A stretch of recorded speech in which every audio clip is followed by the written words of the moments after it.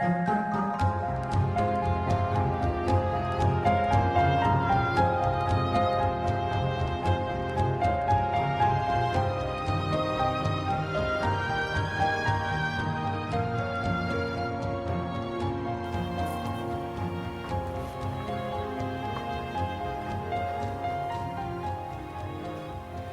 Pousse-Laïtous est une association enregistrée en France en 2008, mais dont le terrain d'action se situe en Russie. L'objectif de l'association est de venir en aide aux loups, puis par extension aux grands prédateurs, en particulier ours et lynx. Le Pousse-Laïtous a deux grands axes de recherche. Un premier axe qui est la réhabilitation de jeunes grands prédateurs, et donc avec des études en particulier comportementales, avant et après relâché.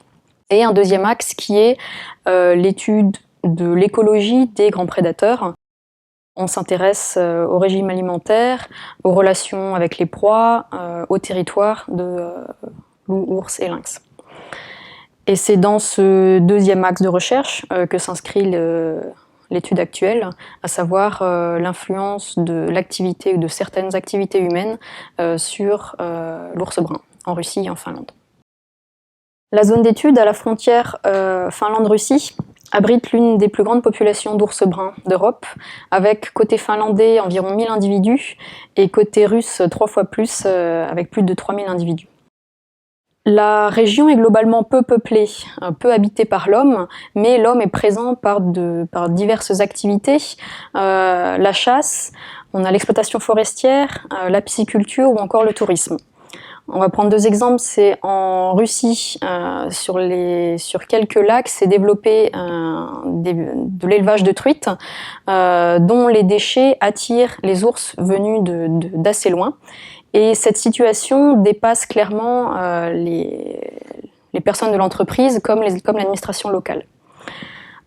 Côté finlandais, on va prendre l'exemple du tourisme. Ce sont des structures qui offrent la possibilité d'observer et de photographier les grands prédateurs, donc loups, ours, gloutons, à partir d'affûts qui sont appâtés, et qui sont appâtés en conséquence, puisqu'environ plusieurs tonnes de cochons sont déposés par mois.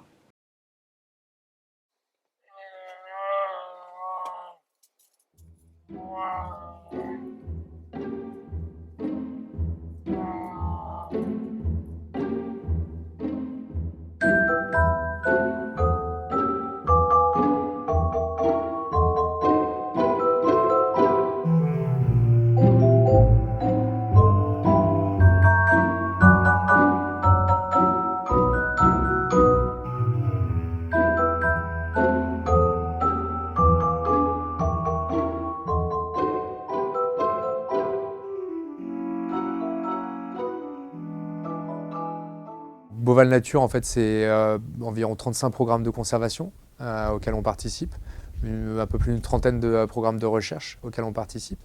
Et c'est un budget, là pour l'année 2015, c'est un budget de 500 000 € sur l'année qui est alloué donc, aux différents programmes de conservation et de recherche. Alors la sélection, en termes au niveau conservation, en fait, la sélection, comme c'est la partie la plus historique en fait, du travail effectué par le zoo et par l'association, c'est quelque chose qui est beaucoup plus cadré aujourd'hui. Donc il y a tout un protocole, un processus de sélection en fait, avec un questionnaire à remplir, etc. Et puis une grille qui permet de déterminer si le programme convient à nos objectifs. Au niveau recherche, c'est un peu plus récent, c'est quelque chose de plus neuf. La grosse majorité des programmes de recherche pour l'instant sont des programmes de recherche auxquels on participe qui ne demandent pas forcément financièrement d'appui. Mais on va juste avoir un partenariat en fait. Nous, au Zooparc de Beauval, on a une base de données énorme de par les animaux qu'on héberge. C'est plus de 6000 animaux, c'est plus de 600 espèces qui sont représentées sur le zoo. Donc au cours d'examens, au cours de capture pour différentes raisons, on va pouvoir collecter des échantillons de poils, des échantillons de sang, des choses comme ça, prendre des mesures, peser les animaux, etc., faire des échographies. Enfin, voilà, tout un tas de données ou d'échantillons qui vont pouvoir servir pour des projets de recherche. Et puis, petit à petit, on commence à participer de plus en plus à des projets de recherche en fait, sur lesquels on est un partenaire financier.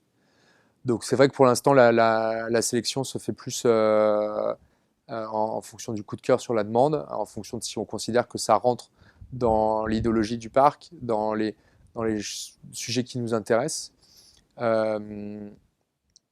Et puis, il y a aussi des critères de choix en fonction de la localisation géographique, en fonction de l'espèce évidemment, si c'est en lien avec des animaux qu'on peut présenter au zoo, des choses comme ça.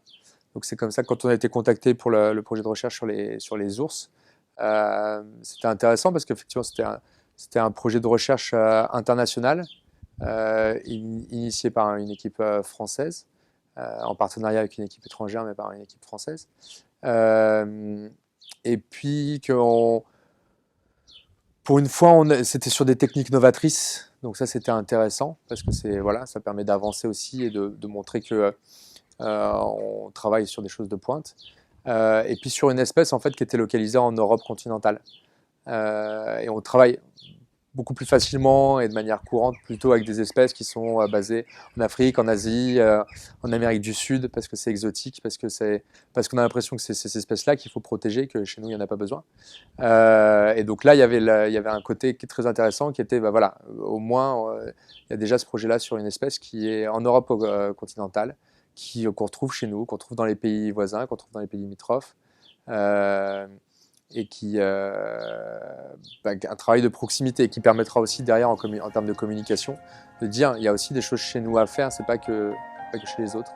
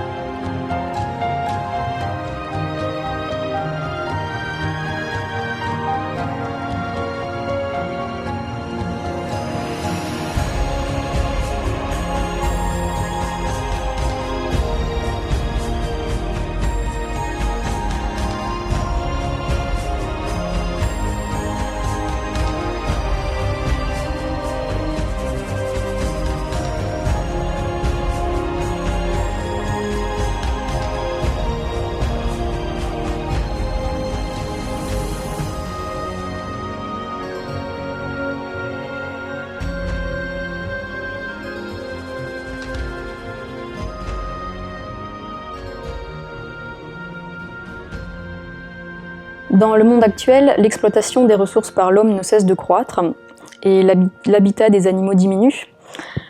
Dans un tel contexte, étudier l'impact d'activités humaines sur le comportement des animaux est primordial pour la conservation de ces animaux.